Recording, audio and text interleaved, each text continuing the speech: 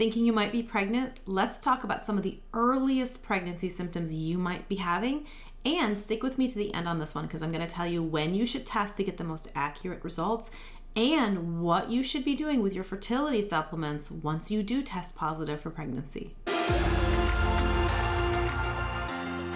Hi ladies, welcome back to Fertility Mom. Today we're talking about early pregnancy signs and symptoms that you might be having, when you should test for most accurate results, and what you should be doing with your fertility supplements once you do test positive, because I know you're probably taking a bunch of things and you're wondering, okay, now what? But real quick, if you haven't already joined my free live Fertility Masterclass, hit the link in the description box below or the first pinned comment and make sure you register and save your seat for the next one. We'll talk about all sorts of things that you can do to help improve your fertility, which I hope you'll never need because I hope that your early pregnancy signs or symptoms right now mean that you are indeed pregnant. Let's get into it. Also, as I'm going along, make sure to hit me down in the comment box below. Let me know what symptoms you were having and when or if you tested positive for pregnancy. Now, something important to take note of is that some things that we experience that we think, oh my gosh, is this an early pregnancy sign? It might be, but it also might be caused by the regular rise in progesterone that happens in that second part of your cycle after ovulation. So as we go through, I'll kind of say this could be happening because you're pregnant, but this could also be happening because it's just the normal rise in progesterone that's causing this. But for a lot of people, you'll still be able to distinguish maybe there's a little bit of a shift there, and that can lead you into thinking, maybe something's happening. Okay, one thing that you might notice in the very, very early days of a new pregnancy is that you might feel a little bit more nauseous, or you might have a little bit more sensitivity to smells. Now, this can be something that is caused because of the normal rise in progesterone, but it can also be something that is one of the very first signs that you are pregnant. I had this with all of my pregnancies, whether they ended up in loss or live birth, and I could pretty much very easily tell, oh, something is different this cycle. I can smell things from across the house that I normally wouldn't be able to smell. And I would also get really nauseated smelling things that I normally would really like the smell of a soup cooking in the kitchen or something like that. So if you're having a little bit more sensitivity to smells, there might be a little something cooking.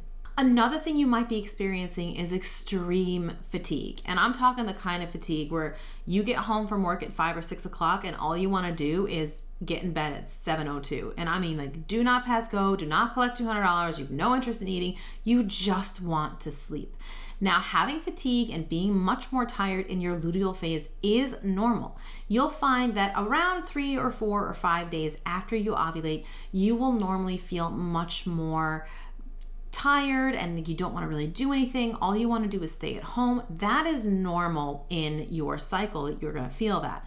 But you might be feeling even more so on a cycle that you get pregnant, and it can be hard to get up in the morning as well. Now, one thing that you might see that is fairly exciting when it happens is something called a triphasic basal body temperature chart. If you are charting your basal body temperature, which if you've been watching me, you know that I love because it gives us insight into a ton of different things happening in your menstrual cycle. But if you are charting your temperature, you might see something called a triphasic chart. What that means is we have that first temperature kind of phase of your follicular phase before ovulation, and then you'll see it jump when you have ovulated. So that's a biphasic chart. We have follicular phase, then we ovulate, we have our luteal phase, and then you might see a third jump up as well. So then you end up having 3 different temperature ranges, and you can clearly see that there is another jump even within your luteal phase. So this can be something that you see maybe just a few days before you test positive on a pregnancy test. Now, something that your body does when it senses a very, very early pregnancy that has not implanted yet is it downshifts your immune system, and you can feel like you actually have a little bit of a cold. You might have a sore throat, a stuffy nose. You might just be like, oh my God, I feel kind of yucky all of a sudden. And it's because you're a little bit more prone to getting sick during that time. But a lot of women will experience a little bit of a cold or some sort of illness during this time, and they think, oh my gosh, that's it, I'm out, I got sick, now I can't get pregnant. but that can actually be one of the body's mechanisms in helping to protect a very, very early stage pregnancy. And here's a kind of an odd one, but whenever I do see it, it is kind of a reliable indicator that something is a little bit different this cycle. And it's what I call metal mouth. Basically, it feels like, or it tastes like, you are sucking on a pocket full of change, like pennies and quarters and nickels and dimes. And you just, it just tastes really, really gross. And this, for me personally, I had metal mouth every single time I tested positive for pregnancy. I never had it outside of those times. And it was a pretty reliable indicator for me personally that I was going to have a positive pregnancy test. So you might be wondering, oh my gosh, I'm having some of these symptoms. When can I test?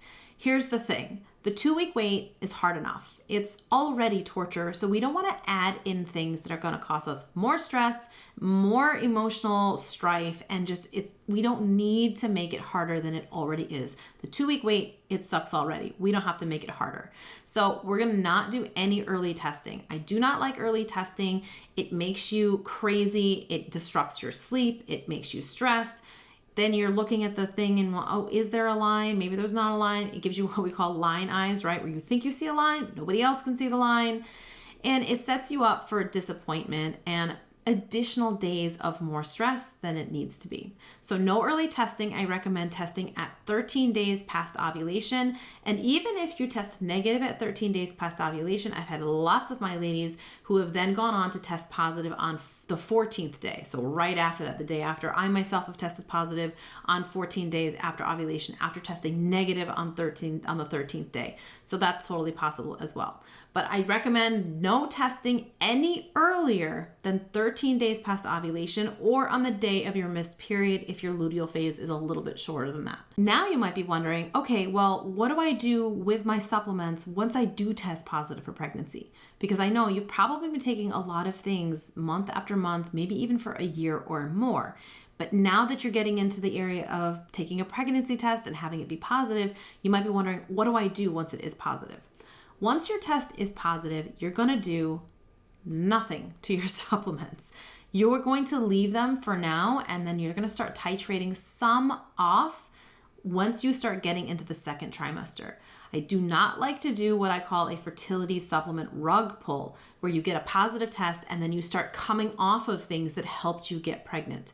This is a very critical time for development, and we need a lot of nutrients pumped in there to help the body and to help that baby and that new pregnancy really be able to develop properly. So if we start taking things out, it's just not a good scene. I prefer to leave things in, and then we start assessing which things can we take out. And then when you do start to take things out, you titrate them down, which means you're going to wean them off slowly. That means if you're taking 600 milligrams of something, but you're taking it in 200 milligram doses, you're going to start taking it down one dose at a time. So 600 milligrams down to 400 milligrams for several days, maybe a week or two, and then you'll go down another dose to 200 milligrams again for a week or two before coming off it completely.